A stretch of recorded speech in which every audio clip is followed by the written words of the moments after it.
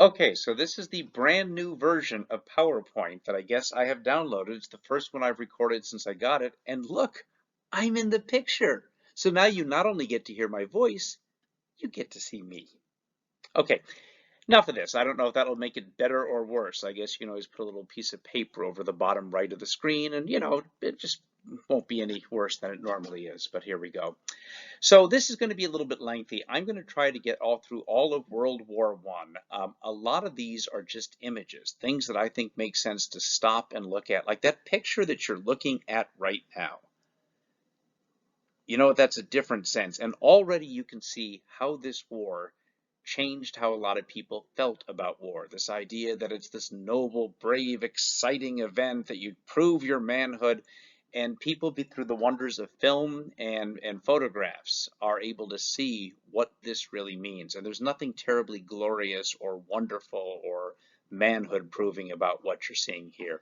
So a lot of the images, I may just say, hey, stop and have a look, use at your own time. But let me try to get through some of the content type stuff. World War One, as it's known, at its time, it was known as the Great War. Of course, it wasn't World War One because nobody dreamt that there could be another war like this. In fact, the Great War, as it was known, was also known as the war to end all wars, which it was not. Right, write down each and every one of these alliances and have them memorized. No, of course not. But I think this is important to look at, not the specifics behind it, but if you take a quick look at this, you will notice that it's almost random, folks. You will find that the Prussians are on the side of England. Oh, wait, now they're against England. Oh, wait, now they're back with England. Wait a minute, we're seeing that the French and the English are bitter enemies. Oh, no, no, now they're best of friends. Nope, they're enemies again. And you know, the bottom line between all of this, and this is where you cover up your head and scream out the words balance of power, because I'm about to bop you on the head. And probably, I've mentioned this before, the war in 1854, it's called the Crimean War. Russia, which is Christian, fighting against the Ottoman Empire, which is Muslim. Well, what side would Christian France, Christian English, Christian Austria, Christian, not Italy per se, but Italian states, Italian unification is coming. Whose side would they be on? Why, they're on the side of the Muslim Ottoman Empire. How can that be? Because this wasn't about religion. This wasn't about principle. With all of these alliances, it's trying to maintain that balance of power. If one power is seen as being too great, too strong, well, we simply must band together to stop that from happening. By 1854, Russia was this growing empire that was expanding in population and size. The Ottomans, as you'll see, were the sick man of Europe and really didn't pose any threat if they happened to win this war.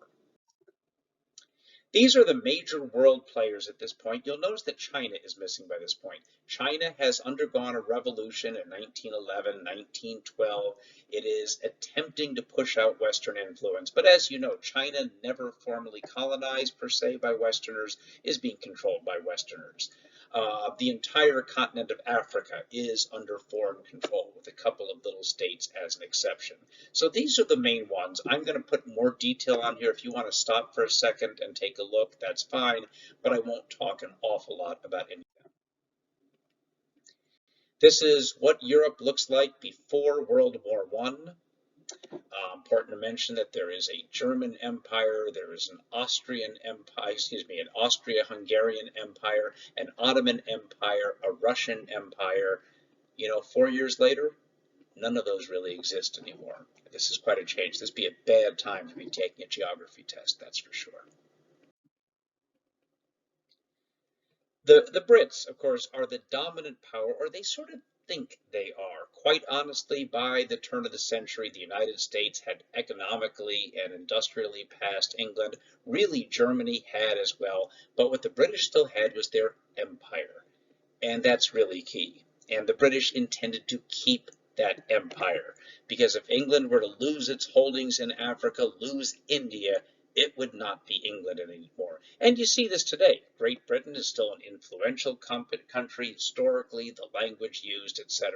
But what you're not going to be seeing is England as a dominant power today. And this really ends with World War II, and it gets a head start in World War I. The Germans, again, huge population. Germany was just a quote unquote for a good long time. Unfortunately, you can't really see my cartoon down here. There is a problem with me having a picture in here. But anyway, it is, yeah, sorry, just realizing that this kind of blocks some vital stuff. So maybe I wish my image weren't there, but that's just how it's done now. Um, Germany, with this huge population, it is now a formal country. Now, for a long time, Germany was the Holy Roman Empire. There were Germanic peoples, etc. But yes, as of the 1870s, there is the nation state of Germany. I want to point out the man here. You see Kaiser Wilhelm. And I would like you to raise your hand at home if one of your grandparents personally saw Kaiser Wilhelm's right hand in their lifetime. I'm raising my hand. Remind me to tell you this in class. It's a pretty fascinating story. And I know that it was Kaiser Wilhelm's right hand that my grandfather John Ziegler would have seen, because you'll notice that his left hand seems to be different. While he was being born, there was an attempt to pull him out using forceps, which severely damaged his left arm. In and of itself, that's not that interesting a story, except that his father, Kaiser Wilhelm I, apparently brutally mistreated him, saw him as an inferior cripple and not enough of a man. And many historians look at the psychological aspect. Here was the guy forever trying to prove himself and his worth. And I don't think you can fairly say any one person or country is responsible for World War I. I would probably make an argument if there is one individual person who maybe played the dominant role, it is Kaiser Wilhelm of Germany. But the Germans they are a military state. The Prussians, from which they came, always had been, and absolutely the dominant army. Now, the British have the Navy and not as much of an army, but the German army is second to none. We spend an awful lot of time looking at Europe with the two major powers, Britain versus France, and honestly, by the end of the Napoleonic Wars, that is over. Largely because Britain, of course, ends up becoming industrially dominant, and that means militarily dominant, economically dominant, and the French simply did not move at that same speed. Now, is that because the French didn't have a powerful parliament with other interests as they did in England? They tended to have that history of absolute monarchy. Another big part of it, too, is that just as England is moving into this new industrial world, well, the French are tearing themselves apart in their revolution, being invaded by outsiders, the 15 years of the Napoleonic Wars. But for a variety of reasons, France is really a secondary or tertiary European power by this point. Really key event. In 1870, Otto von Bismarck, the Chancellor of Prussia, soon to become Germany formally, but it's called Prussia still at this point, invades France, basically makes up an excuse to do it, and just pulverizes the French. I believe within 6 or 7 weeks, Paris was captured. And you know, the French government is forced to acknowledge complete and total defeat and in humiliating fashion to take the blame for the war and agree to reimburse Germany. And do you know where the French government was forced to do this? It was at Versailles, the home of Louis XIV, the symbol of French power. The French don't forget this. You can't quite see this in this map because once again my picture is there, but key in 1870-71 is not only being humiliated by the Germans and developing a terrifying fear of the Germans, but also losing Alsace and Lorraine. By the way, my grandmother, my mother's side, was born in Alsace-Lorraine. She was a supposedly French because she was a young girl in the United States when the Germans went to war twice with the United States. But I will tell you that when I sang an old German song to her using the little German I had learned, she started mouthing the words. So she was German, absolutely German. She claimed French statehood. And Alsace and Lorraine, it just goes back and forth, whoever won the last war. It's not only the symbolism, though, that is the cold territory between France and Germany. And of course, that's pretty major. So the French are in pretty bad shape, fallen pretty far behind, certainly the British and the Germans, and are absolutely terrified of another German attack.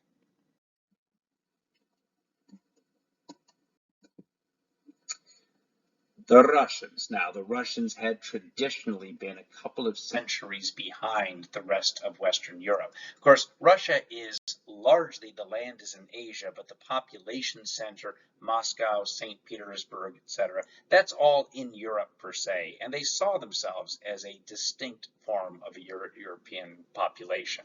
Huge population, huge land mass, absolutely, and a 300-year-old dynasty, the Romanovs, that, quite honestly, this is back in the days of Louis XIV, to give you an idea of how far behind the Russians are. He was considered to be the all-powerful head of the state, head of the army, head of the church, placed there by God himself, pretty much. The Russians had begun to modernize a little bit, industrially, laying down railroads, etc. But you'll recall that in 1905, they were clobbered in war with little tiny Japan. And that nearly led to the Tsar, that's the term for the Russian leader, of course, nearly led to him being overthrown in 1905. He was able to survive this, but was kind of on borrowed time, and World War I is what drives the Russians over the edge to get rid of him. That story is coming up later. Austria-Hungary. Now, this is the Habsburg Empire that goes back to I think the 13th century, the 1270s or something crazy like that. You'll notice that the name has changed. It's not just the Austrian Empire, it's Austria-Hungary. And that's true as of 1867. Reason being is that the Austrian Empire was so diverse. It was getting weaker and weaker and weaker, and many of the ethnic minority states within this giant empire that consists of dozens of nationalities and all kinds of religions, the Hungarians pretty much demanded, we want to be independent. In an attempt to keep that empire together, they agreed to set up a dual system with an Austria-Hungarian monarchy with two capital cities in Vienna and Budapest. But you will notice that it is a huge population, but all these ethnic minorities. You have the nationalist movements in the area of South Central Europe that we call the Balkan states. Now that's Serbia, Montenegro, Slovenia, Croatia, all of these areas. People are wanting out of this empire. And it probably doesn't help that the Austrian leader is Franz Joseph, who in his early days was young and capable and strong. He's in his 80s by this point. He's a guy that understands the world of the 1850s, 60s, and 70s really well, is really not able to lead Austria-Hungary into war as a man in his 80s. The world has simply changed too much. Yeah, I'm asking there if he's your prom date, but again, it's covered by my picture. And just one look here, you can see the tremendous amount of diversity, and that was awfully difficult for an empire to hold together. The Ottomans, very similar situation. I mean, I think maybe 10 or 15% of the Ottoman Empire at most at its height is actually Ottoman Turks, Sunni Muslim Turks. It involves, of course, the Middle Eastern countries, North Africa for a while. These people are Arabs. It involves big parts of Southeastern, South Central Europe. These are the Balkan regions that I had just mentioned, Serbia and Croatia and Romania and so forth. So all of this was a problem. At the Ottomans' height, they are able to continue expanding, being awfully powerful. They simply fall behind industrially, and they had been losing parts of the Balkan Empire. Considered to be the sick man of Europe. That's a phrase that you'll see in quotations quite a bit. The Ottomans were simply not the power that they used to be. And in fact, they don't survive this war. The Ottoman Empire, after some 500 years, is gone by 1918. The Japanese, you are aware that they are the exception. They are the Asian people who have become dominant militarily, economically, industrially, etc. You know about the Meiji Restoration. You know that they went to war with China, and they clobbered China. They went to war with Russia. They clobbered Russia as well. And they are actually a part of World War I. They don't play a major role, but they're on the side of the Allies and they build themselves up even more. Of course, that's a precursor to World War II.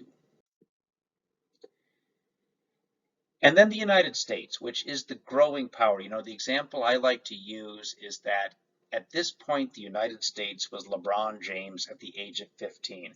Anybody paying attention knew how dominant this country was going to be. Were they actually the most powerful country in the world? You know what? Economically, probably the United States was. The United States had no interest in being militarily dominant. There's no reason. The United States was not going to be invaded by anybody of note. The United States did not have a history of going around the globe and invading other countries. I mean, certainly a lot of dominance in the relatively weaker countries of South and Central America, to be sure, but not any real interest in doing this. But again, it's clear if you're laying bets in the year 1912, who will be the most dominant country in the world in 30 years, it'll probably be the United States. The United States, by the way, does not get involved early on in the war, and that's something that becomes an important part of the story. And then we talk about the underlying causes. And you know what? There are dozens of underlying causes. There might be hundreds. Two historians could strongly disagree, but it's fairly standard to look at these four. These are the things that had been here for a while. They're not a recent development. Something happened and everything changes the next day. But this is something, these are things that have been growing over time, making an eventual war fairly likely. The first, imperialism, you know the definition by now. As I say, if you want to change the first I and the E and make it imperialism, it's not really a word, but it gives you an idea of what that means. And again, it's building, extending rule over people in other states. Well, why would imperialism be a cause of this war? Just look at Africa. I mean, as you know, it's the European states that have dominated this. You know that England and France nearly went to war over the Sudan of Fashoda. You know that there was major conflict with the Boer War in South Africa. You know from your simulation about the Belgian Congo and the conflict potentially there. Many argue that this was really what World War I was about. It wasn't about boundaries in Europe. It was about which one of these European countries will control the darker nations of the world, be that the Middle East, be that Africa, be it Asia. But certainly that's an underlying cause, these imperial rivalries to control those other parts of the world and their resources. Nationalism, you know, an intense pride in one's people. But I want to point out that there really are two different definitions that you could use, and they both play a role. One is that one you're most used to, extreme patriotism. England is the greatest. No, France is the greatest. No, Germany is the greatest. And absolutely, if your country is superior, well, you need to show other countries that you are. And certainly among the rulers that happened. But there's a secondary definition as well. And this is all of those little tiny peoples, nationalities. Remember, a state is an internationally recognized government. A nation are people that identify themselves as distinct. And if you think back into the Austro-Hungarian Empire, well, the Hungarians see themselves as separate. The Czechs see themselves as separate. The Poles see themselves as separate. There are a group called Moldovians and Ruthenians and groups. I don't even know who these people are. These are folks that are demanding to get out of their empires. And that's actually the powder keg, per se. People refer to that, the Balkans, as being the powder keg region, because the two major empires, the Ottomans and the Austro-Hungarians, the Habsburgs, also known as, were battling for control. And these people wanted out. They wanted to be Serbians, Croatians, Bosnians, and they did not want to be a part of an empire. And that's another form of nationalism. Yeah, those are the Balkans in 1878, and you can just see those two big empires moving across each other. Serbia did gain its independence in the 1830s. Serbia saw itself as the major Balkans Slavic population, and were working hard to try to get independence for the other Balkan states, with Serbia then as the natural local power.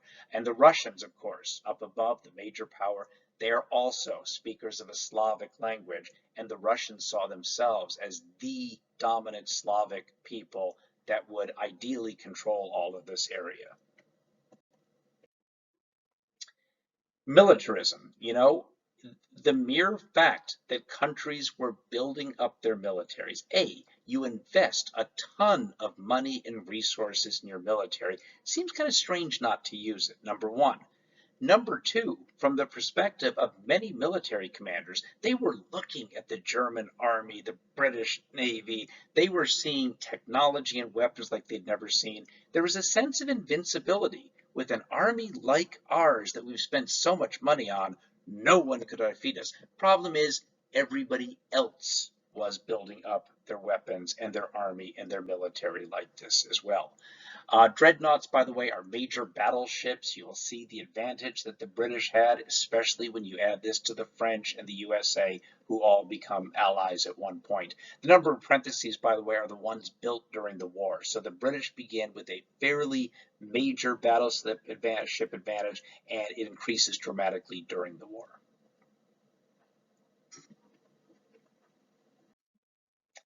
And then finally, the alliances, the alliance system. Now, this is absolutely unfortunate, guys. I'm so sorry they did this to you. There was an alliance formed called the Triple Entente. And this was France and England, who had gotten over their periods, their Napoleonic War periods of we are fighting for power in Europe. They generally had a fairly reasonable relationship, and there was an understanding that the French and the British would probably stand by each other in the case of war. The Russians had no particular allegiance to the French or to the British. And in fact, one of the things that Otto von Bismarck, who is kind of the architect of modern Germany, he said, look, there are 5 big powers in Europe. There's Britain, there's France, there's Russia, there's Germany, there's Austria, Hungary. What Germany needs to do is make sure they're in a majority of 3. And they're never quite able to do that. We'll explain more how this plays out. By the way, the Central Powers, they were initially called the Triple Alliance. So this is really unfortunate. The Triple Alliance becomes the Central Powers in the war. The Triple Entente becomes the Allies. And you see Alliance and allies, and that's just unfortunate, but that's the way that it is. Eventually, the Ottoman Empire, aka modern-day Turkey, joins on the side of the Central Powers. You eventually see Japan, Italy, which is now a nation state, and the United States on the side of the Allies. Why is this a cause of war, though? We'll explain this in a moment, but it's basically everyone has each other's backs and an obligation to come in to defend the others. So if your ally is attacked, you become invested. And this is another part of the things that was just there, a powder keg waiting to happen, waiting for a spark. There are kerosene soaked rags all over the floor of Europe, and all we're looking for is for someone to be careless with a discarded cigarette. And that is what is coming. Yeah, another way of kind of putting this, all the stuff underneath this. You are seeing battles over Alsace and Lorraine between the French and the British and the Balkan Wars, and you're seeing the naval race and colonial rivalries and these alliances and all these things with the arms race and the nationalist movements blowing upon this fire, just waiting for a spark to set it all off. And this is the spark. Folks know this. Austria-Hungary controlled Bosnia. The Serbians wanted independence for Bosnia because that's a fellow Slavic country. And on June 28, 1914, the Austrian Archduke Franz Ferdinand, he's basically the heir apparent if Franz Joseph ever dies, Franz Ferdinand would become the new emperor of Austria-Hungary. He goes to Sarajevo in Bosnia. It is, by the way, a national day. It's a national day of Serbian pride and mourning even, because it's when they lost a battle many hundred years earlier. This would be a little bit like Bolivia or whatever country you were living in when you're listening to this were to invade the United States, take over, and the president of Bolivia were to come to New York City and hold a big parade for himself on July the 4th. It wouldn't be greeted real well, and it was a pretty colossal blunder. He is shot and killed by a Serbian nationalist. His name was Gavrilo Princip. It was a organization called the Black Hand, and the idea was we will kill off the ruler of that have colonized our people in Bosnia, and this will lead Bosnians to rise up. That's the spark. It is, by the way, when I say the spark, it's an excuse more than anything. There's a comedian named Robert Newman who says, I never quite bought the story that the assassination of that one guy really caused Europe to go to war and kill 15 or 20 million people. I'm sorry, nobody is that popular. Well, it was the underlying stuff, and we'll come back to why this matters to begin with. So this is, again, what Europe's going to look like at war. This used to be the Triple Alliance. They are now the Central Powers. The Allied powers, of course, are the old Triple Entente. Few countries remain neutral. And looking at this, maybe even stop the film for a second. What advantages do you see the Central Powers having? What advantages do you see the Allies having? And if you did stop the film to think about this, certainly communication, Austrians and Germans speak the same language. They have a real cultural affinity between each other. They can coordinate troop movements. But two major advantages the Allies had. One, they're surrounding the Central Powers. In other words, the French need to fight on one front. The Germans and Austro-Hungarians have to deal with Russia and with France in the West at the same time. And the other part of it is access to the sea. And this is really what determines the war. The Germans, the Austro-Hungarians, they can't produce all their own food, war material, weapons, etc. They need to trade. The British are basically able to blockade the North Sea that you see up here and essentially stop anything, almost anything, from getting through to the Central Powers. The Germans, with their smaller navy, they attempt to do this, but how do you blockade all of England, all of France, the Mediterranean? There is so much more coastline, and that really is the key to this entire war. And now just some images. These are real photographs. I won't say anything about them, but you might want to stop and look for a moment from time to time. Men living in these areas for weeks or months at a time in these trenches. Those men who have just been killed, they may not be removed for a couple days, a week or two. You're still living in the trenches with the remains of your close friend who had been blown away the day before. You just look at all of these crosses. You can see a name on some of them, and you look back and see there are thousands of people, most of them roughly your age. This is mostly young men, 19, 20, 22, 17, 18. There are some older folks as well too, but it's largely young men. And to recognize this is one of hundreds, if not thousands, of graveyards across Europe. Looks like my face is covering this up, but the caption was, "Come on in, America.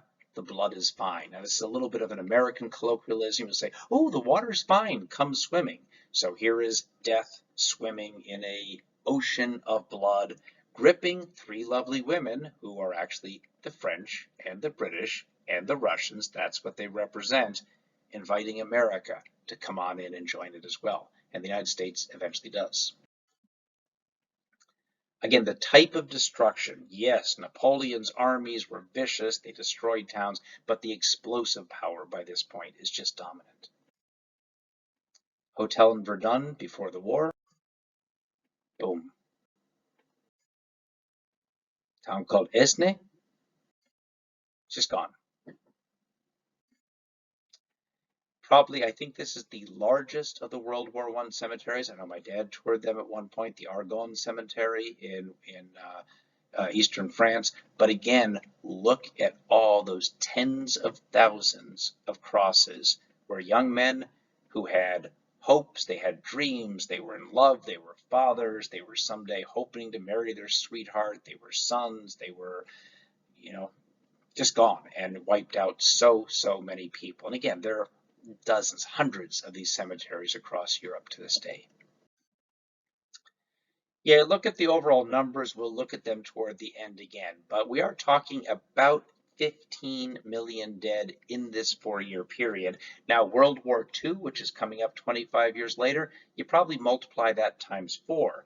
And it's certainly in these days of the COVID epidemic, this is fascinating, people, because there was a flu. It's called the Spanish influenza that was really facilitated by being passed around because of people coming home from the war. From 1918 to 1919, in about 16 months, that flu is thought to have killed maybe 50 or 60 million people. And for all the horrors of this war, you see far more people die far more quickly from a little virus. Obviously, the COVID virus is nowhere near as lethal, but this one really was. A couple things worth noting, of course, is that the Russians, who pull out of the war a little more than halfway through, suffer the worst casualties per year. The Germans, of course, are absolutely wiped out and devastated. And you'll notice that the United States, 115,000 dead, that's a lot of people, folks. But compared to the other states, it is not as much, and that becomes pretty important for later. Again, more of these photographs, weapons and strategy. I'm not really a military history person so much, but I think this is pretty key to understand this. It is a 20th century war technology with the first tanks, and you're starting to see airplanes, not the bombers of World War II, but playing a role, and mortars and explosives that are just destroying people from a long distance, and they're accurate, folks, that you can hit people from half a kilometer away fairly likely. You have rapid repeating machine guns, etc. And you also, and you can't quite see the image here, but this is an incredible photograph. This man is being caught at the moment of his death. It's gas. It's poison gas, which is included in explosives. It's usually odorless. It is colorless. And you know what? It stays active in the soil sometimes for weeks at a time. So you could be feeling just fine. Ooh, that explosion went. Glad it didn't get me. Until you start feeling your lungs just start to sear up like they're charcoal. This guy was hit, of course, more immediately by it, and it killed him on the spot. You cannot quite see this, but it's a very, very intense little photograph, cartoon you see here of Jesus on the cross wearing a gas mask. Very, very intense imagery. So it's 20th century technology, but it's 19th century strategy. And you know what the strategy was? Line as many people up as you can on your front. Dig into a trench, and then when the order is given, send them running across with guns blazing, pointing bayonets, and marching across to the other side. And guess what? The other side is sitting there with their machine guns, explosives, and knocking out 30 or 40% of the people invading. They go back to their trenches. The other side attacks. Same thing happens. Eventually, after 2 attacks, 3 attacks, 2 counterattacks, 4 counterattacks, maybe one of the sides is able to take the property, the land from the other, move into their trench, but quite often that changed again. There were towns that changed place literally dozens, if not even hundreds of times during this conflict. 2 terms you'd want to know. It's a stalemate, like in chess, where no one can win. And that's pretty much where this was. The other, it's called a war of attrition. Wear the other side down. I believe it was a British commander that said, no, I'm sorry, German commander said, we are going to bleed the French white. Oh, a lot of our people will die, but we'll kill more of them and we will wear them down. And that's the strategy. But it doesn't work when you have these new modern weapons that can wipe out hundreds of young men in a matter of seconds. By 1914, starts in August of 1914. Probably, you know what, I really should have gone back a little bit and explained what happened with that alliance system. So you saw where the alliances were. You saw that Austria and Germany had their alliance, that the French, the British, and the Russians had an alliance. When the Archduke Franz Ferdinand is assassinated, in June of 1914, and he was assassinated by a Serbian, immediately Austria says, hey, look, Serbia, you're paying. you need to do this and this and this, or we are going to invade. And the Serbians, essentially, they're terrified. They agree to do whatever the Austrians say. The Austrians weren't interested in a compromise, and the Austrians invade Serbia nonetheless. It is understood at this point that, and this is called the ultimatum. Ultimatum means a final warning. Serbia, do what we say or we will invade. The Serbians mostly do what the Austrians say. They're invaded anyhow. But it's also understood that the Germans, the allies of the Austrians, gave them what we call a blank check. That's when people used to use checkbooks. They would sign their names on them, hand the person on the check and say, hey, do what you want to. You can put $20, you can put $500 on that check. I'm good for it.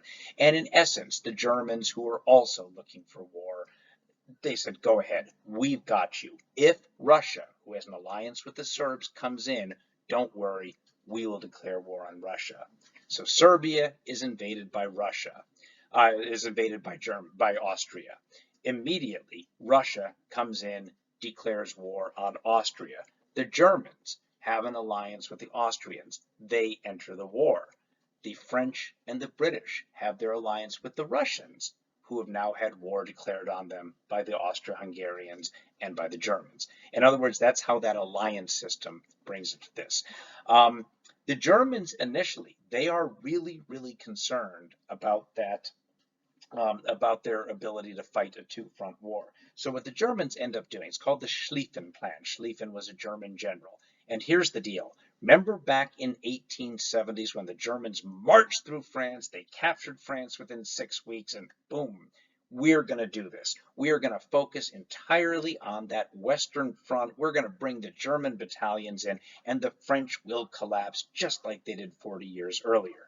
And in fact, the Germans were convinced the war would be over by Christmas once the French are forced to surrender. The British, of course, won't continue fighting because they're not really going to go to war to protect the Russians. Then the Germans can turn their entire army on the Eastern Front, do what they want to do with the Russians, win this war, etc. And you know what? They were nearly successful. And if you look at the maps, the Germans got pretty far into France, I think 30 or 40 miles from Paris, but it didn't happen. And there's basically 3 years of stalemate where the lines in France don't move. Again, cities that, 5 miles is the total battlefield for an 11-month battle, that type of thing, where it's just back and forth and no one can advance. The Russians, even though they're not getting the brunt of the German army, are just being slaughtered in the east because the Russians are so poor, so badly equipped. And the Ottoman Empire in late 1914 joins the war as a central power. Honestly, the Ottomans were on death's door at this point. They were breaking down. They were facing rebellions. They were economically and militarily so far behind. It's oversimplifying to say this, but in essence, the Ottomans said, you know what? Let's pick a side. Hope we pick the right side. If that side wins, maybe we can get some of our power and prestige back. Of course, it does not work that way for them. Yeah, these are all things that began at this point. You see the submarine, we'll talk about that separately. The Zeppelin, there are flying machines, to some degree bombers, but it was literally throwing a bomb off one at a time, not the impact of later. The tanks, the machine guns, not developed like they were 40 or 50 years ago. This is, by the way, and this is an important phrase, it was a total war. Whereas throughout history, armies have amassed and the men that are fighting fight the wars, and maybe there were villages and people attacked or had their property taken or burned. But for most people in society, they're not really a part of the war effort. This changes with World War I. It takes the entire society, huge numbers, tens of millions of men from all of these countries in uniform. But back at home, building these weapons, growing the food, are the women, are the children, are the older people, through the taxes, etc. So there was a major effort in all of these countries to get absolutely the entire society marshaled against the enemy. So this is what's called total war. This warfare in the trenches, just show you a couple images here. Yeah, it's pretty nasty. Look, when it rained, this is how people lived. You tried to stay dry, you couldn't stay dry. You wore the same pair of boots. This was known as trench foot, in which the soldiers' feet would literally just rot off. They would be so moist, so wet, so cold, so frostbitten, etc. That's an extreme case, but that was pretty common. And there was no getting back for rest and relaxation. There were no water pumps. It's just you get 4 days worth of torrential downpour, and that's how people lived in these trenches. Yeah, man dead on the barbed wire. These are all rats, by the way, and there are, that was very common. Like you would wake up to rats crawling into your sleeping bag, eating away at the bodies of your fallen comrades. Unfortunately, my face is covering this up, but I always found this to be a very intense photograph because what you see is this massive conflagration, this explosion, this fire, this inferno. And, under any circumstance, where would you and I be going? Anywhere but into that inferno. Where are these men bravely, calmly marching? Directly into it. The poison gas, etc., even with a gas mask on a horse there. And this is, again, the words are covered up a little bit, but I think this is worth thinking about. Mustard gas, Ypirite is what it's called, was first used by the Germans in September 1917. It was the most lethal of all the poisonous chemicals used during the war. It was almost odorless, and it took 12 hours to take effect, so you maybe didn't even know that you were infected. It was so powerful that only a small amount had to be added to the high explosive shells to be effective. Once in the soil, it remained active for several weeks. The skin of the victims of mustard gas blistered, the eyes became sore and sticky, and they began to vomit. Mustard gas caused internal and external bleeding and attacked the bronchial tubes, stripping off most of the mucous membrane. Extremely painful, and soldiers sometimes had to be strapped to their beds. It usually took a person 4 or 5 weeks to slowly suffocate to death as their lungs are turning into coal, basically. We've lost the rest of this quote, but it is, a horrifying form of death. Chemical warfare is currently illegal in the international community, but has been used a number of times by a number of sources over the years. Yeah, I mean, one guy who is not blinded leads others back after the others have been temporarily or in some cases permanently blinded by the mustard gas. This is, to me, is such an intense photograph because if we had a little bit more time, I would stop and say, let's think what this is like. This is central France in July. Temperatures are outside are 32, 33 degrees. All these men crammed in. There is little breeze. There's no air conditioning. There are no fans. Think about how hot it is. Think about the smell in the room as gangrenous legs are burning, are basically rotting away. You are this man sitting up here in the front, and you wake up the next morning. The whole night you are hearing the people on both sides of you whimpering, crying in pain, calling out for their mothers. And then in the morning, they're not there anymore. They are dead on their beds. Just, there are, of course, thousands of these hospitals all across Europe. Pretty intense photograph. And here we go. The British blockade is what is attempting to starve Germany, block off its ability to get weapons, block off their ability to be able to get food in. The Germans respond with a submarine. Submarines aren't brand new. They actually were first used in the U.S. Civil War in the 1860s, but they become perfected. And the idea there is the Germans don't have the Navy to be able to have a confrontational naval value, but they can have these undersea assassins, and there's no way of knowing when they're out there, and they can attack the ships coming in. As we'll explain, this is really a key part to what brought the United States into the war. Again, same image just to remind you of what we're looking at, and again, why the British Navy had such an advantage. If they can block off that North Sea, Germany will eventually starve in this war. Might have heard of the Lusitania. This was a passenger ship going from New York to England. Passenger ship, not a military ship, and it was sunk by a German submarine. This is in 1915. Keep in mind the United States does not enter the war until 1917, and that's actually kind of important. So the Lusitania, Again, it is a passenger ship. I believe, yeah, 1,200 people die, about 100 different Americans. How could the Germans justify this? Well, they were able to. They said, look, we happen to know that there are weapons being carried on this ship. Yes, it's innocent passengers, but there are also weapons on this. And I don't believe this has been proven, but I believe most believe that the passenger ship, the Lusitania, was carrying weapons. Part of the reason we know this, when it was hit by a torpedo, it didn't just simply start to sink, it blew up as well, suggesting that there were heavy munitions on it. I believe most people believe that it was absolutely carrying weapons. Well, if those weapons get through to England, what will they be used to? To kill German soldiers. So from the German point of view, this is not a neutral ship. I'm sorry there are innocent people on here, but the contents of that ship will kill Germans. It's fair game. The British, of course, say, oh, this is uncivilized, it's unmanly, you don't hit and run. Of course, the more powerful entity will always say you've got to fight like a gentleman on the high seas, not underneath. The Germans couldn't win that battle.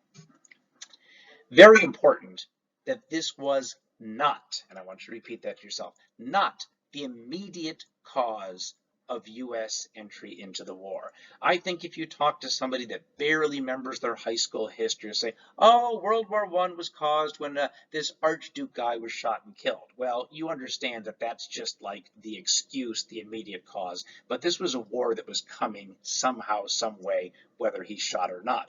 And certainly it is not that the United States says, you killed 128 Americans, we are declaring war, because the United States doesn't declare war for another couple of years. Now, it is true, this is repeated a few times, and American ships are attacked, and the United States keeps threatening to get involved in the war.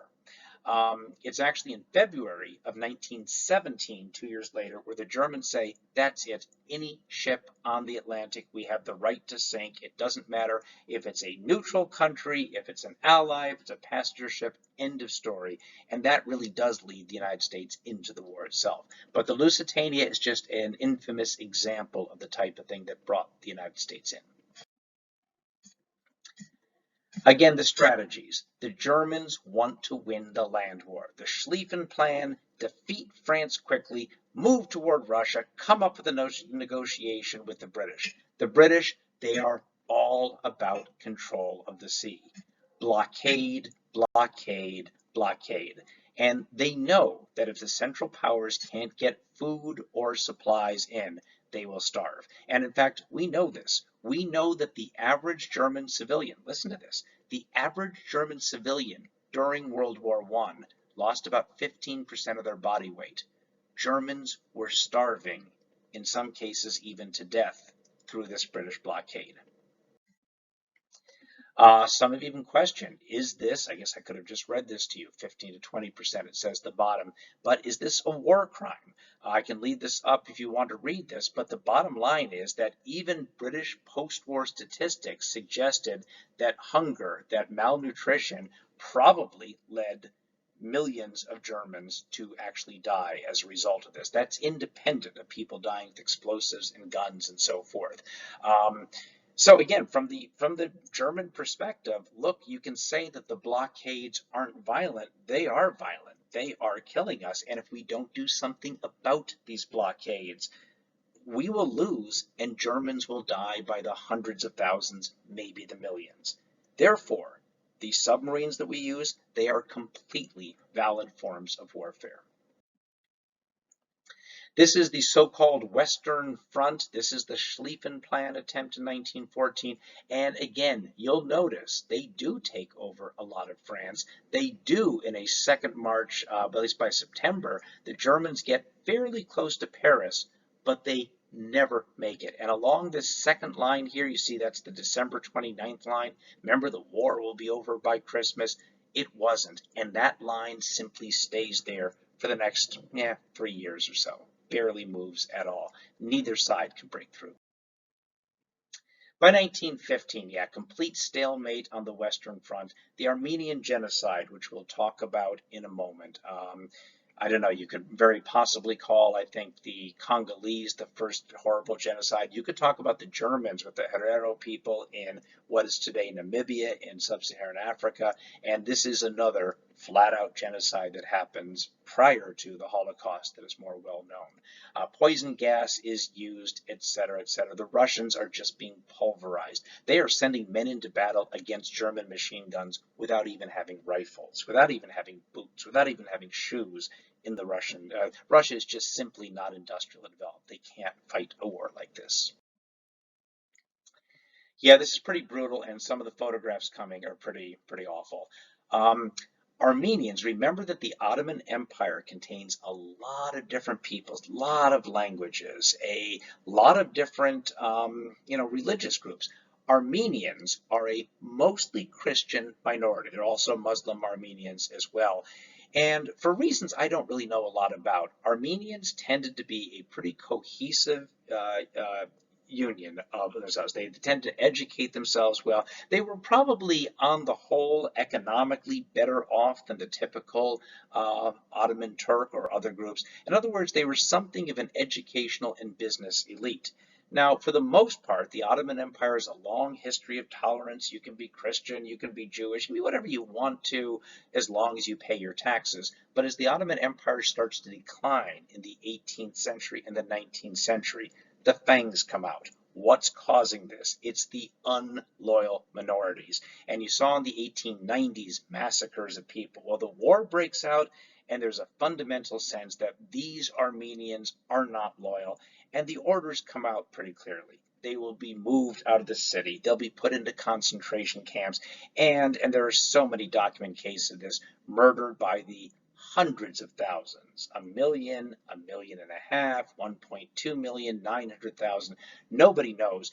As a rule, Turkey, which came out of the Ottoman Empire, denies it happens. If I were teaching right now in Turkey, showing this slide, calling it the Armenian genocide, I would be put in prison, and the US government would not be able to get me out. Turks are unwilling to accept that anything like this happened. Hey, it was wartime, some people suffered, maybe there were a few bad actors, but it wasn't. It was a calculated effort. Again, some of these next images are pretty unpleasant. People starving to death by the hundreds of thousands, being worked to death, tying 30 or 40 people together and throwing them off of a bridge so you can drown them all without having to use bullets, this type of thing. And it was covered at the time. It was in the major newspapers. This is not something that was found out after the fact. One of the reasons, and this is an incredible story, it's worth telling you, a man named Armin Wegner was a German soldier who was in Turkey, in the Ottoman Empire. And remember, the Germans are allies of the Ottomans. He sees what they are doing to the Armenian people. And as a human being, he can't just let it happen. So he secretly starts taking photographs of what he's seeing. Understand, this is not like a little portable camera. These are big, bulky things. And if the German command saw this German soldier taking photographs of the crimes of one of their allies, he'll be lined up and shot immediately. Well, he does it, and that's a lot of the documentary evidence that we have. More chilling still, Armin Wegner lived into the 1920s, 1930s, until Hitler's takeover in 1933. And at some point, Armin Wegner sees what was happening to the Armenians on the verge of happening to German Jews. And he doesn't quite get what Hitler's about. So he actually wrote a letter to Hitler that said, Mein Führer, I have seen what happens when people are scapegoated like this. I saw what happened to the Armenians. Please, Mein Führer, you must protect our Jewish brothers and sisters. Hitler not only didn't respond, he had a different conclusion. At one point, when the final solution, the mass extermination of perhaps the entire Jewish population of Europe, is proposed, one of his advisors says, well, Mr. Hitler, we can't get away with that. He says, of course we can. I mean, this already happened with the Armenians 30 years ago, and today, who even remembers the Armenians? That's the history lesson that Adolf Hitler had. You know what? The Ottomans got away with this 30 years ago. No one's going to care. I can do what I want to any population.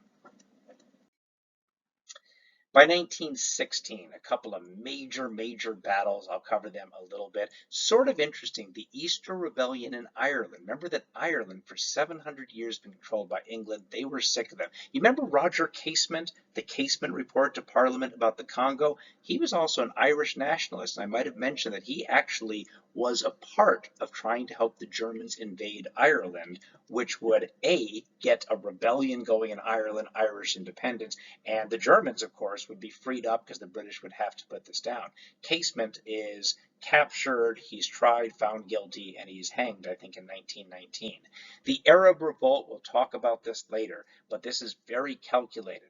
The British in particular say to the Arab populations, controlled by whom? Controlled by the Ottoman Empire, not Arabs, Turks. Listen, we British know that you Arabs deserve your independence. If you rebel and you fight back against the Turks, which will really help us out, we will actively work toward creating free Arab states after the war. Scout's honor. Now, the very next year, the British and French got together and said, look, we're not really going to do that. We're going to kind of divide up the Middle East. And so they come up with an agreement in 1916. Again, we'll talk about that later in the year. But that's certainly a part of it. The Arabs do revolt, and they're not real happy with having English and French promises ignored. The Battle of the Somme is another major. Franz Ferdinand eventually dies. But I'll tell you, by the end of 1916, this is a stalemate. It might go on for 5, 10, 50, who knows. Nobody can win this war. Battle of Verdun. Look at this. 3 kilometers by 3 kilometers. You know, many of you live more than 10 kilometers away. You have about 1 million casualties, a 9-month battle being fought over a 3 kilometer by 3 kilometer space. And you know what? A siege is where you block off an area, sort of strategically important was the idea. You stop food and water and supplies from coming in, and eventually you're just lobbing artillery, cannons, and explosives at these people, and it will eventually, quote unquote, bleed the French army white.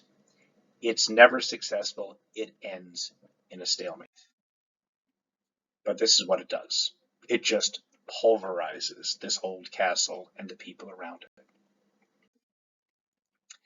The British, by July, see their French allies struggling at Verdun, and they decide, you know what we're going to do?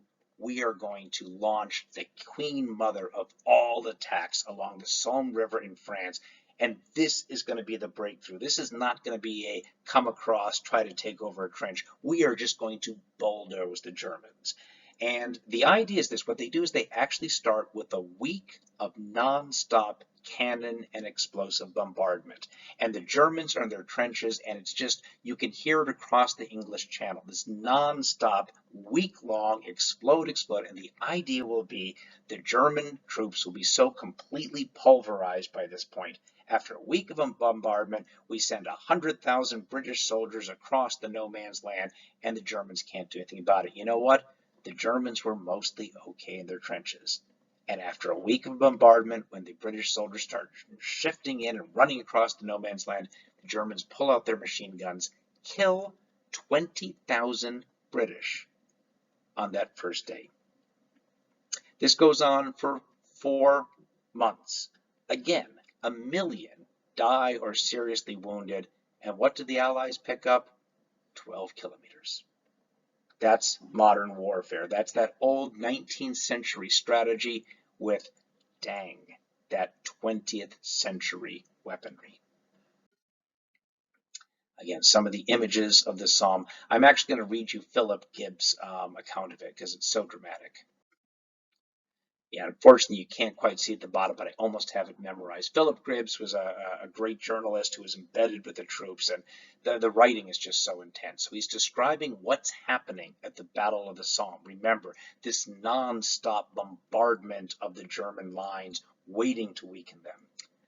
So in front of us was not a line, but a fortress position, 20 miles deep, entrenched and fortified, defended by masses of machine gun posts and thousands of guns in a wide arc. No chance for the cavalry, horses, forget it. But on that night, even the cavalry was massed behind the infantry.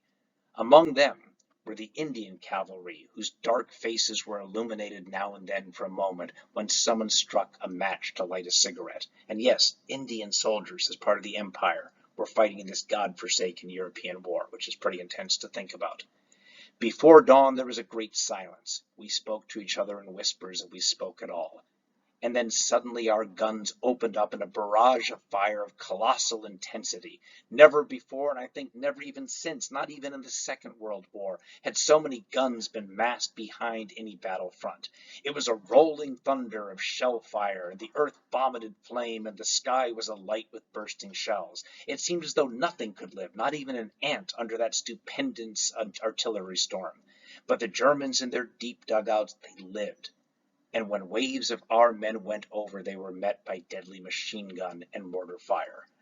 Our men got nowhere on that first day. They had been mowed down like grass by the German machine gunners, who, after our barrage had lifted, rushed out to meet our men in the open, and many of the best battalions were almost annihilated.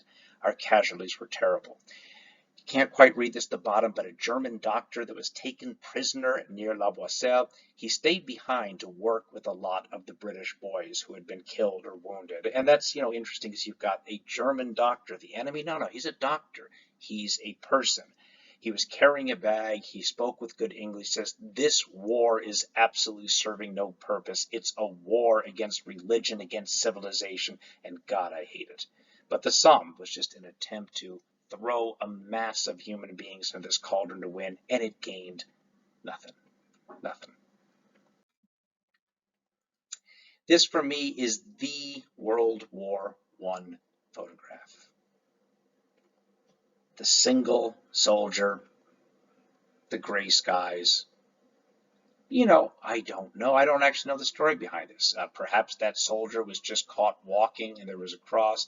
It's hard not to think that his friend, his comrade, or every soldier that had given his life is buried beneath that cross.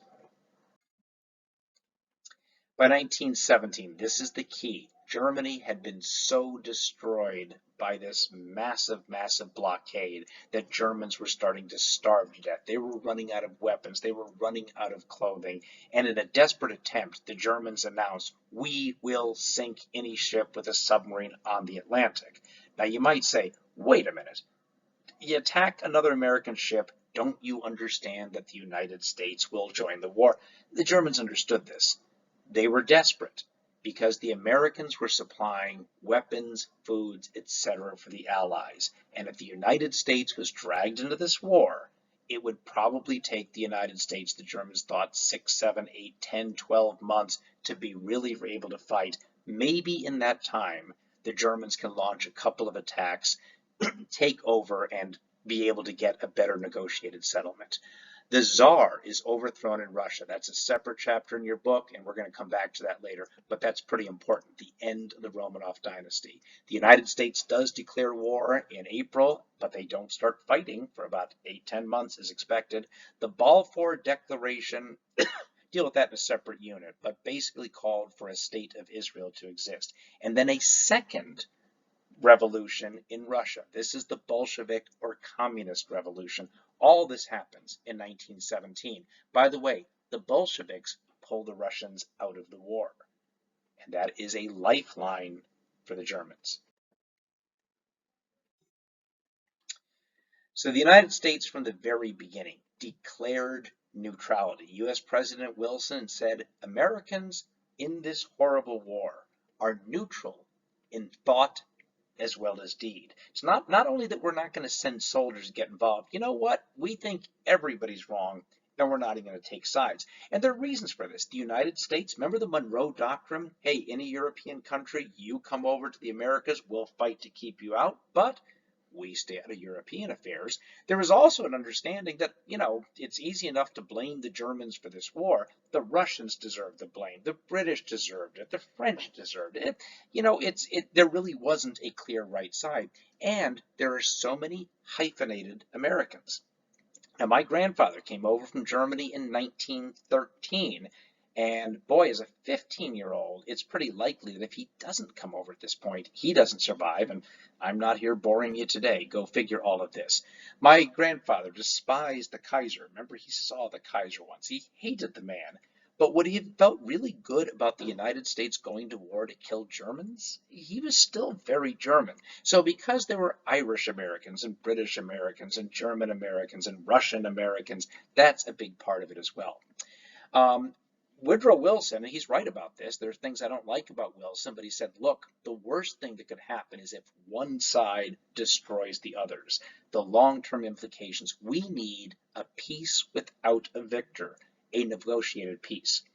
All that said, the United States is neutral. The United States heavily benefited the Allies, not out of strategic reasons, for economic reasons. So economic ties. The United States, businesses, banks, etc., sent, loaned, sold something like $750 million to the Allied countries. Again, this is loaned or sold. This is not a giveaway. It's not the U.S. government. But the bottom line, and you see that within 2 years that amount quadruples. In other words, the British, the French armies they're fed. They have weapons, they have the materials they need, they have the clothing, they have the food. Meanwhile, with the Germans, well, 1914, the same business in the United States. Look, it's nothing personal. We're not taking sides. There's business to be done. It benefits us. You will notice that there is a discrepancy. There is less trade with the Central Powers. Still, that's a 2-to-1 ratio. So the United States is not de facto taking sides. But look what happens by 1916 because of the blockades. Trade and money loaned to the Central Powers declines by 90%. That 2-to-1 ratio in 1914, where American money supplies, food, etc., are benefiting the Allies, is now a 100-to-1 ratio. The United States can maintain total neutrality. We're not taking sides, but the supplies, the money, the food, the weapons do tell a different story. And that's something the Germans point out. You guys aren't neutral. You are helping the British destroy us. You're making this blockade work.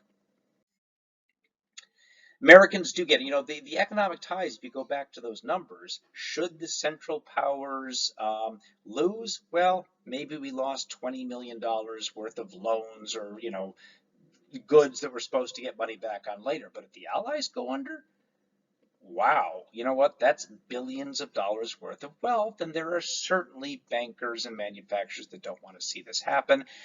I would just say simply because the United States speaks English, we are sorry, the daughter came in and I had to talk to her about when she's getting fed. It's not going to be till I'm done. There's also, I think, just, the United States is an offshoot of England more than anything else. We speak English. There is that affinity. I don't think there was ever any realistic possibility the United States would enter the war against England. The U.S. military is called preparedness. In case we need to go fight, we need to start building up that military. Well, that's also something that brings in. We now can join this. The unrestricted submarine warfare, absolutely, absolutely. The United States sees this as a declaration of war. We've already explained why the Germans would do this. And there's also a bizarre little thing, the Zimmermann telegram. He was the German ambassador to Mexico. The United States had taken over about half of Mexico in a war of in the 1840s. Well, the Zimmermann telegram, and it was legit. It's not, sometimes you get these fake telegrams. This one was real. Hey, look, Mexico, why don't you folks join the war? Come over to Europe, fight on our side, and when we're victorious, we are committed to helping you get some of your land back.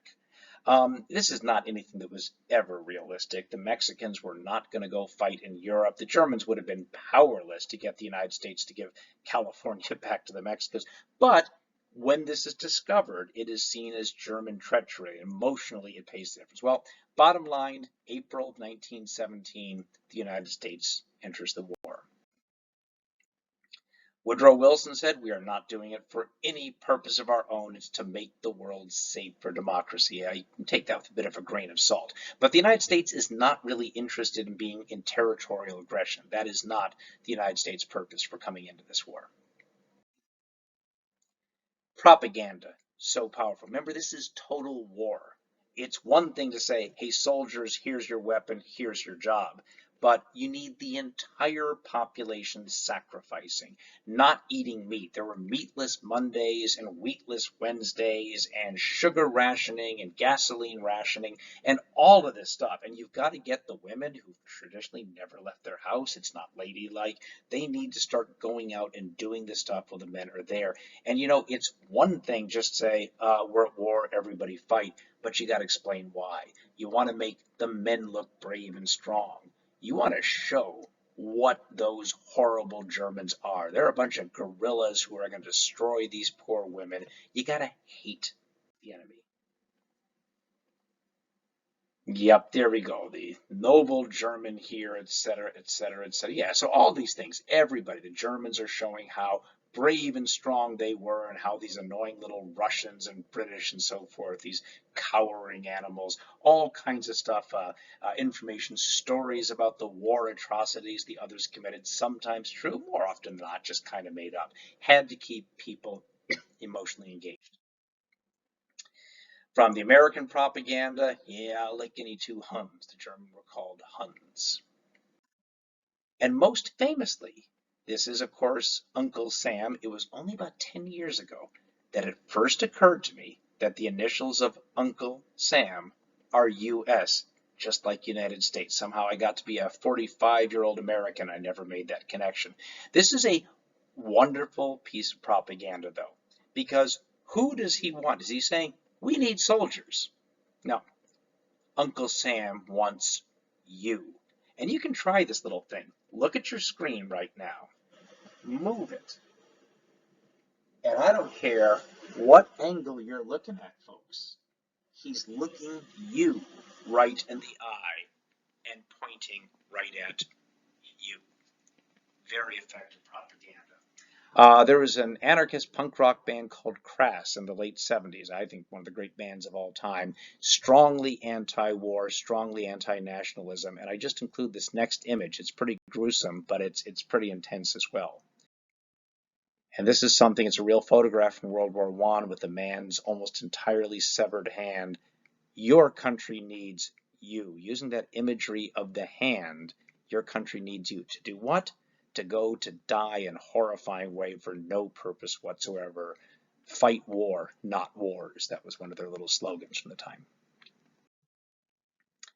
W.E.B. Du Bois. You'll be reading Du Bois, one of the towering intellects of the 19th and 20th century, just 85 times brilliant. Interesting. He was the non-compromising advocate for civil rights. There was a famed, it wasn't exactly a battle, but there were two major spokespersons for African American rights, for civil rights in the United States around the turn of the 20th century. One was named Booker T. Washington. Booker T. Washington was a smart man, was a proud man, born a slave, freed at the age of 5. In essence said, publicly said, we need to work together with white people to show our value, work hard, know our place, and eventually we will get the freedom that we deserve. Booker T. Washington, underneath it all, didn't like doing this. He was just acknowledging black people are at the absolute bottom of the pyramid in the United States, and we have to try to make white people work along with us because there's no other way. W.E.B. Du Bois was born in the North, his family long since free. He got a PhD from a little university you might have heard of. It's called Harvard. One of the most brilliant people in the world. Yet anywhere he would go, a 6-year-old white boy would call him boy. Du Bois said, absolutely not. We will fight for total, complete equality starting now. And there was this major battle. It's almost the head versus the heart. Well, World War I breaks out. And here's the question. Should black Americans support this war effort? Okay, we're making the world safe for democracy. That's real nice, except that black people can't vote. They can't hold certain positions. They're kept out of schools. They are being strung up. Lynchings are reaching 200 or 300 a year every single year. Every single black American lives in constant fear that someone's going to show up at their house that night with a torch and a gun and say, get in this car, and they're going to be hanging from a tree. This is not a democracy for Black Americans. It's nothing close to a democracy for Black Americans. How can we go fight for a democracy that we don't have? But, Du Bois says, what do we do? What happens if we say we refuse to fight? There will be a backlash against Black Americans. We'll be seen as being cowardly, as being seen the enemy. You know what? We're damned if we do, we're damned if we don't. Du Bois ultimately decides it's in Black Americans' interest to be loyal Americans, to fight, to join the military, with a belief that Black Americans will be treated better after the war. He later acknowledged he's probably wrong about this. There is, as Black American soldiers start coming back after World War I, having been in Europe where they are not treated as differently, where they're treated with, dignity and respect. They're being welcomed into a Paris cafe as heroes for saving France. Turns out that these Black soldiers like being treated like human beings. Go figure that. And so they come back to the United States saying, you know what, we're not going to be treated like this anymore. And white America just erupts. Lynchings start at record numbers in the 1920s. The Ku Klux Klan, you're familiar with the KKK, which had been dissolved in the 1870s, starts coming back in the 1910s. It's estimated by 1925 there are 4 million dues-paying members of the Ku Klux Klan. And this is very much a response to Black Americans demanding that they be treated with the respect that they are due. Du Bois, complicated character for sure. Pretty brilliant feller. Look, this war had been going on for 3 years, and then suddenly 5 million American soldiers, well armed, refreshed, are just poured into this. Now, the United States does not actually join the Allies. This becomes important for after. They become an associate of the Allies. What this means, let me tell you what the British and French want. Oh, you're bringing over 1 million soldiers next month? Great. Dump them into the trenches and we'll win the war of attrition because we'll kill more Germans. This war it's going to be hard to sell in the United States. The United States had never been involved in a war like this. There are certainly a lot of German Americans who are very skeptical about fighting their old homeland. The idea American commanders decide, if we just take American boys and throw them in these trenches and 300,000 die in the next couple months, we're going to lose support for this war. So all American soldiers remained under American command, and they avoided the worst of these horrifying trenches. Now, 110,000 died. That's a lot of young men. That's a tremendous number of people, but it's not the complete bloodbath that would have been happening. What you ultimately get, though, is you get a couple million American soldiers thrown on one side after 3 years of war, and that's simply more than the Germans can hold off. Again, they didn't start fighting until February of 1918. Notice that there is a 10-month gap between the declaration of war, the Germans hoping that because the Americans have to keep their supplies, their food, their weapons, their clothing to build up their army, it will weaken the Allies, and the Germans hope they can have enough success over that 7, 8, 9, 10 months that by the time the Americans come in, the Germans can say, wait a minute, let's negotiate a settlement. But the Germans continue to be pushed back, or at best a continued stalemate by the time the Americans join. And of course, the U.S. supplies. The United States industrial capacity is beyond anywhere in the world. And the United States suffered how much material damage in the United States? How many farmlands burned down? How many factories blown up? 0. And the United States factories are working round the clock to supply not only the Americans, but their associates of the Allies. The Germans surrender in November of 1918, and it's so important. It's an unconditional surrender. We give up, please have mercy on us. And the Allies don't have mercy. And who is this? It is a man surrounded by his many fans. Who is that man? That was my daddy. He wrote a book, America's Great War, World War I and the American Experience. He was an historian, mostly wrote about labor history, but a lot of other things as well, too. So he was surrounded by many fans for most of his life. Yeah, you can see I inherited his sense of humor. So the war ends.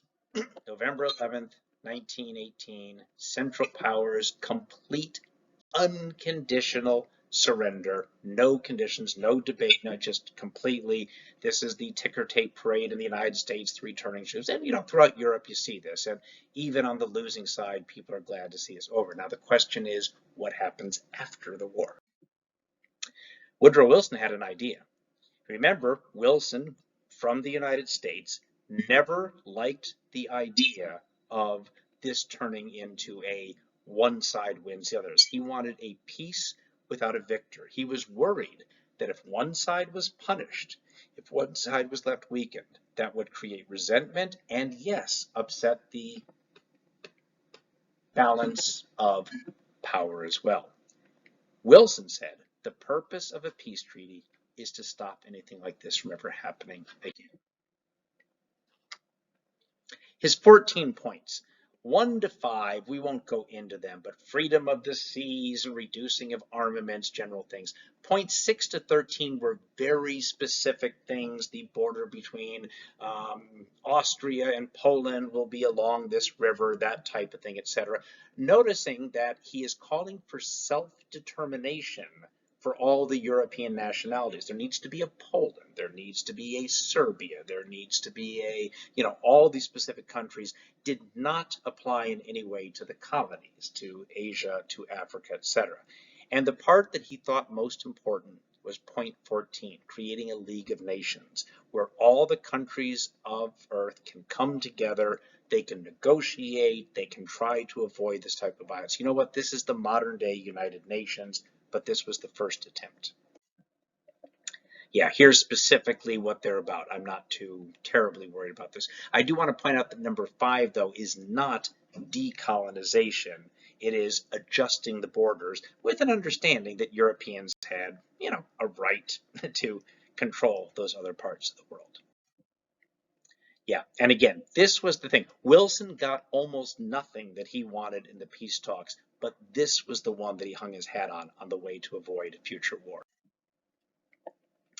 You know what? Wilson showed up in Paris, and he was the hero. The United States was the European hero. In France, in England, the United States brought this war to an end. There was even in some fronts, even on the losing side, even on the German side, you know what? This guy was right all along that this was an inhumane war. He's probably our best bet for a fair treaty at the end of the day. So I would say by early 1919, he is the single most popular and respected human being on Earth probably at this point because of the role the United States played and maybe what they stood for. The United States, we get cynical about the United States and certainly had a lot of problems in those days as well, but there was something maybe kind of noble about how the United States had stayed out of these big wars before. Yeah, I don't know. Anyway, he came as sort of the conquering hero. These are the big 4, and I'll be honest with you, it really is the big 3. It's the British Prime Minister David Lloyd George. It's Georges Clemenceau of France. Boy, you don't have a more French name than that. Woodrow Wilson on the right. Orlando Vittorio Orlando, you see on the middle left from Italy. He was, you know what, the Italians walked out of this war. Hey, we joined the Allies, therefore we should get all this territory. They left pretty unhappy with what they got, which led to some problems in Italy afterwards. But it's really the big 3. They determine what's going to happen in the after-peace settlement. So the Paris peace talks, who were there? The so-called big 4, and it really is the big 3. Every bit as important, though, is who was not a part of these peace talks, and this is really vital. First of all, the Germans were not. The Germans had no voice. They had no representatives. They were there to sit and listen. Go back a century when the Napoleonic Wars ended. And at that peace treaty at Vienna, the Concert of Vienna, they called it, the Congress of Vienna, either one, the English were there and the Prussians were there and the Russians were there and everything. And the French were invited to negotiate as well. And in fact, the Quadruple Alliance, 3 years later, is the Quintuple Alliance. Oh, there's a lot of anger toward France, but there's not a sense of it's not in our interest to punish. In this case, Germany, the loser, had absolutely no voice at all. The Russians were also not there. because they had withdrawn from the war in 1917. So decisions were made without them. And it probably goes without saying, what about all the colonized peoples? What about the African or Asian independence leaders that are hearing all this stuff about self-determination and a people's right to rule their own affairs? It doesn't apply. Ho Chi Minh, who you'll meet later, was a 29-year-old Vietnamese man who had spent time in the United States, time in Soviet Russia, maybe a little bit later, time in France, and he showed up at this and says, I'm here to negotiate for Vietnam because Indochina has been ruled by the French. We don't want this. We are Vietnamese people that want to be, and absolutely ignored. People came from the various Arab states, absolutely ignored. A couple of African representatives, just absolutely not. This is the big boys table. Nice of you to be here. Can you get me a beer? That type of thing. And this was maybe an opportunity to have maybe a more peaceful resolution to the age of imperialism. But it's not in the cards. The British wouldn't even consider it. And there's a great interview with an historian, which they say one of the problems at the Paris peace talks is that none of the victors agreed on why they'd gone to war. The Italians understood that they had gone to war to get some of these lands back around Italy. The French understood that the whole purpose of the war was to protect them from the Germans. The English understood the one purpose for this war is to keep our colonies. And of course, those are fairly different conclusions and goals. The Treaty of Versailles, it's a catastrophe. Wilson's peace without a victor is completely ignored. In the so-called war guilt clause, the Germans have to put in writing, we are 100% responsible for this war in every way, and we will pay for it. We will pay for all the damage done psychologically and financially. Remember, Germany had been bombed out, destroyed, millions dead of hunger, millions dead of malnutrition and warfare. The number one budget in the German government's budget, like up through 1924, was artificial limbs for soldiers that had lost arms and legs. I mean, Germany was an economic basket case, yet not only are they completely blamed for this, they're going to be expected eventually to pay back $56 billion to the victors of France and England. This, of course, leads to anger in Germany, hostility, humiliation, deep poverty that wrecks Germany in the 1920s. Finally, by the late 20s, the German economy starts coming around. The Great Depression hits. Germany is just, people are going hungry, people without work. And that's where you get this guy with this little short guy with beady eyes and a goofy little mustache, but this fiery speaking voice who explains that the German people have been destroyed and have been cheated, and I will make you strong. And that is the rise of Adolf Hitler. And it comes for this. Wilson doesn't like this peace treaty. He agrees to it because he can't do any better, and there's at least a League of Nations. Ironically, though, the United States never signs the treaty because the president can negotiate it. The Senate has to approve it, and that's something that Wilson never got done. So strictly speaking, the United States never signed this treaty. So this is the new Germany. Parts that were carved off, given to Poland, etc., etc. The union with Austria was denied ever being happening. This is kind of interesting. Alsace-Lorraine, where my grandmother is from, these are the big coal fields. They're passed back to France. Same thing with the coal fields of the Saarland, it's called, in which that was also given to the French for 15 years to basically take as much coal as they wanted. And this is still a part of Germany, the Rhineland, but the Germans had to agree, remember there's no negotiation, to post no soldiers there at all. You're going to see how this plays out eventually. So again, Europe in 1914, Ottoman Empire, Austro-Hungarian Empire, the German Empire, the Russian Empire, and that's a very different map. Wait a minute, where's Austria-Hungary? There's Austria, there's Hungary. Where are the Ottomans? They don't exist. It's Turkey. Wait, what's Yugoslavia? Well, Slavia is Slavic-speaking people. Yugo means south. It's a confederation of Serbs, Croatians, Slovenians, Macedonians, a few others. New country of Albania, Czechoslovakia, today it's the Czech Republic and the Slovak Republic. In other words, this is a very, very different map, and it happened so suddenly. All of those major empires, all four, three of them had been around for hundreds of years and were just an established part of life, gone over. I really won't go into this now, but had mentioned that the Middle East, the Ottoman territories, were eventually, and you even see it says this here, British mandate, French mandate. In effect, these lands that we have agreed with the Arabs, if they stand up against the Ottomans, they will be independent. They were not, and the British and the French pretty much just divided it up after the war. Numbers of dead. Casualties doesn't just mean injured. I have a hangnail. I mean, we're missing an arm, serious hospitalization, etc. You're seeing massive numbers of people, of course, from all of these countries. I mean, a couple million dead Germans and, 4 million other deeply wounded, plus the millions and millions and millions who are malnourished and so forth. It's pretty catastrophic. United States, 110, 120,000. You see different numbers dead. That's not insignificant. But because the United States never really went into the inferno of war, you're not going to see that same numbers. And one of the reasons why the French and the English are unwilling to follow American lead at the Paris peace talks, wait, you guys stumbled in for the last 9 months, you didn't even become allies, and you lost 100,000 people.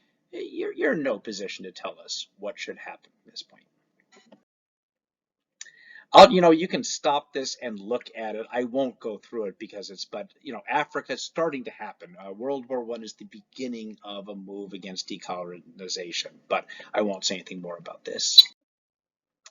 And just major changes outside of what happens on the battlefield. For sure, Europe is no longer the dominant place on Earth as it had been for the last 300 years. Not at all. It's the United States is going to be the new rise, and Japan potentially as well. Communism, it's gone from a theory in the 1840s, 50s, 60s, and 70s. It's taken over Russia, and it is very appealing to a lot of other people in the world. Gender roles change dramatically. I'll show you a map in a second that shows you when women got the right to vote, and it just starts in the 1920s because women have proved themselves. Economic changes that come through all of this. And decolonization, yeah, it's not happening for another 25, 30, 40 years, but it starts. It starts and people start to. The Indian independence movement really gained strength, as we'll talk about later, and from India, it spreads further. Yeah, again, women get the right to vote, and you see it. 1920, United States, 1917, Canada, all throughout Europe, 21, etc. Absolutely, that's a major change. And again, looking, what it all, we're finally at the last slide. A 4-year war kills 9 million soldiers, another 6 million civilians, another, 40 million people severely wounded. The cost in today's money, I don't even know what to say about that, but it bankrupted these countries. The Austria, the Habsburg Empire, the Romanov Empire, the Ottomans, the Hohenzollern dynasty of the German Empire, gone, gone, gone. And 3 of those have been around for 500 years. Germany, weak, helpless, desperate, angry, feeling victimized. You see where that leads up. And you know what? This is LeBron James. He's 19 years old. He's in his 2nd year in the NBA. The United States can pretty much take whatever leadership they want economically, and if they want to do it militarily, which the United States is not interested in at this point. But the United States is the big dog from this point on. And World War II. A lot of people argue this was not 2 wars. It was a 30-year war with about a 15-year break in the middle. And you can certainly make that argument. Okay, that is it. I know it was long, but there was so much to cover here and just felt like it was necessary to do this. So see you in class.